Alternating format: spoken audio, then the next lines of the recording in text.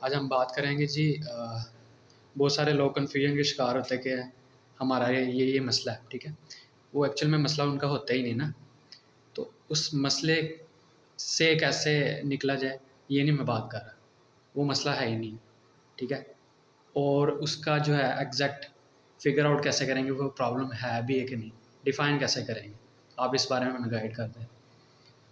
السلام علیکم۔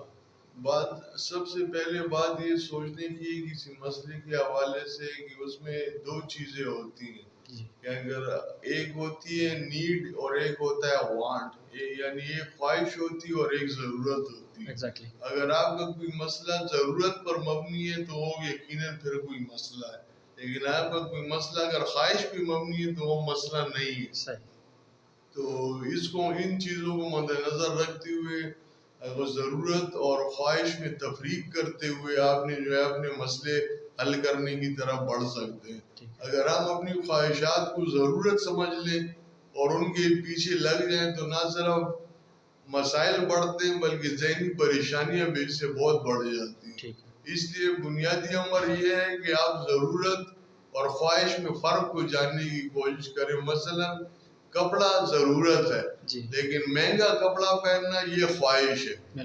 اب ضرورت تھوڑے سستا کپڑا پہن کے بھی پوری ہو سکتی ہے، لیکن اگر آپ یہ کہیں کہ نہیں میں نے 10,000 کا سوٹ خریدنا ہے اور آپ کی انکم اتنی نہیں ہے تو یہ آپ کے لیے نہ صرف ذہنی پریشانی کا باعث بنے گا بلکہ اگر آپ کی انکم اتنی نہیں ہے تو یہ آپ کے لیے ایک مستقل تکلیف دہ بات بھی ہو سکتی ہے۔ اور ڈپریشن سے بچنے کے لیے ان ساری تکلیفوں سے کیسے نجات ملے؟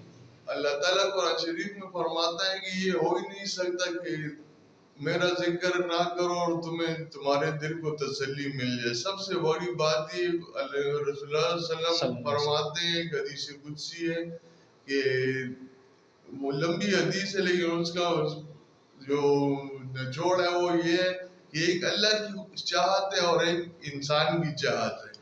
اگر انسان وہ کرتا ہے جو اللہ کی چاہت ہے تو اللہ بھی انسان کو اس کی چاہت میں کامیاب کرتا ہے، لیکن اگر انسان وہ نہیں کرتا جو اللہ کی چاہت ہے تو اللہ تعالیٰ اس حدیث میں رسول اللہ صلی اللہ علیہ وسلم سے فرماتے ہیں تو پھر میں انسان کو اس کی چاہت میں رلا دیتا ہوں۔ اور بعض لوگوں کے شکوے شکایت ہوتے ہیں، حالانکہ وہ ایک ان کا لمبا سٹیٹس بھی ہوتا ہے، اچھا ہوتا ہے، لیکن وہ اپنی نا قبولیت دعا سے ناخوش ہوتے ہیں، اس کے بارے میں۔ لیکن جی قبولیت دعا کے بارے میں تو قرآن شریف میں بالکل واضح بات ہے۔ اللہ تعالیٰ فرماتا ہے کہ میں آپ کی دعائیں سنتا ہوں لیکن تم بھی وہ کرو جو میں کہتا ہوں۔ اب کوئی بھی دعا کرنے سے پہلے انسان کو یہ سوچنا چاہیے کہ آیا میں اللہ کی باتوں پر عمل کرنے کی کوشش کر رہا ہوں کہ نہیں۔ دعا اور خواہش میں بھی پھر فرق ہے نا، اگر آپ عمل نہیں کر رہے اور آپ دعا مانگتے ہو تو یہ آپ کی خواہش ہو سکتی ہے لیکن دعا نہیں ہو سکتی۔ ٹھیک ہے، جزاک اللہ۔ امید ہے کہ تمام کنفیوژن جو انسان کے ذہن میں ہوتی ہے، انسانی ذہن نہیں عمل کو کیسے دیکھتے ہیں، انسان کا ذہن کون چلا رہا ہے، اس کے بارے میں سوال ہے۔ جی انسان دیکھیں نیکی اور بدی یہ تو ازل سے ہے اور ابد تک جاری رہے گی، لیکن قرآن مجید کی صورت میں اللہ تعالیٰ نے رسول اللہ صلی اللہ علیہ وسلم کے ذریعے ہمیں ایک ایسی تعلیم فراہم کی ہے کہ جس پہ سوچ کر قرآن شریف میں اللہ تعالیٰ فرماتا ہے کہ اس پہ فتدبروا، اس پہ سوچو، لیکن ہم لوگ جو ہے نا ان چیزوں کے پیچھے تو پڑے رہتے ہیں کہ جو ہمیں اس دو چار روزہ زندگی کے لیے درکار ہے، لیکن جو چیزیں ہمیں دنیا اور آخرت میں کامیابی دلا سکتی ہیں اس پر ہم نہیں سوچتے۔ ٹھیک ہے، اپنی رویوں کو اور اپنی سوچ کو اس طرح کریں جیسا بھی جس طرح اللہ کی چاہت ہے۔ ٹھیک ہے، بعض انسان نا غلط کام کر رہتے ہیں اور وہ عمل کہتے ہیں جی اچھے کریں، ان کے بارے میں بھی میسج۔ تو بعد اس میں بھی قرآن شریف میں اللہ تعالیٰ فرماتا ہے تو کہ تم وہ کہتے کیوں جو کرتے نہیں، یہ تو سراسر قرآن کے حکم کی خلاف ورزی ہے، تو اس کے بارے میں اس کی زیادہ سے کیا کام کہہ سکتے۔ ٹھیک ہے، بہت جزاک اللہ، آپ نے گائیڈ کیا۔ اور آپ کا سوالات سے متعلق کیا چیز ہے؟ اللہ تعالیٰ کہتے ہیں تم سوالات کرو، میں تمہارے ریسرچ کرو نا، اس بارے میں کہا گیا، تو ہمیں چیزیں دیکھنی چاہیے یا وزٹ کرنی چاہیے۔ ہم نے وہ چیز دیکھی نہیں ہوتی، ہم بلا وجہ کسی پہ آبجیکشن اٹھا لیتے ہیں۔ بات یہ دیکھیں سوال اور اعتراض یہ دونوں چیزیں جو ہے نا یہ کسی چیز کے متعلق آپ کی کم علمی ظاہر کرتی ٹھیک ہے.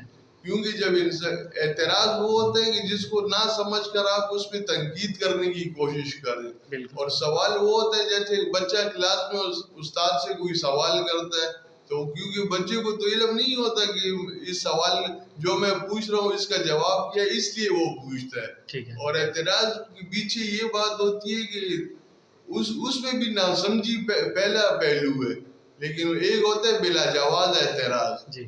تو وہ ان چیزوں میں, اور ان کا جواب کیا ہے ساری چیزوں کا؟ سب چیزوں کا جواب جو ہے نا وہ اسی جو حدیث میں نے آپ کے سامنے پہلے بیان کیا, اگر ہم اپنی چاہت کو اللہ کی چاہت میں کے تحت کر دیں تو نہ ہمیں کوئی سی سوال. چھوٹا سا واقعہ سنا دیں تاکہ سمجھ میں آ سکے ساروں کی بات, لوگ اسے ریلیٹ کر سکیں جو آپ بات کریں گے. چھوٹا سا واقعہ یہ ہے کہ دیکھیے اگر آپ کہتے ہیں کہ میں نے بچوں کو کہتے ہیں کہ اٹھو صبح اسکول جانا ہے اس لیے جلدی سو جاؤ, ٹھیک ہے. لیکن یہ جو ہے نا یہ تو ایک دنیاوی بات ہے, لیکن اگر آپ اللہ کی چاہت کے تحت اس بات کو بیان کرو, آپ ان کو کہو کہ بیٹا آپ سو جاؤ جلدی رات کو, آپ نے صبح نماز کے لیے اٹھنا ہے, ٹھیک ہے. تو اس طرح کر کے جو ہے نا آپ اللہ کی چاہت کی طرف بڑھ سکتے ہو جس سے تمام مسائل حل ہو سکتے. ٹھیک ہے. اپنی خوشی اور سکون کا راز, خوشی اور سکون کا راز اللہ کے ذکر میں. ٹھیک ہے. جو دل اللہ کے رسول اللہ علیہ وسلم فرماتے ہیں کہ جو ذکر کرتا ہے اللہ کے نزدیک وہ زندہ ہے, ٹھیک ہے. اور جو ذکر نہیں کرتا وہ اللہ کے نزدیک مردہ ہے. ٹھیک. تو آپ جو خود ہی اس سے اندازہ کر لیں کہ یہ زندہ اور مردہ میں کیا فرق ہوتا ہے. جزاک اللہ. امید ہے کہ تمام سوالات حل ہو جائیں گے. اللہ حافظ. اگلے میں سیشن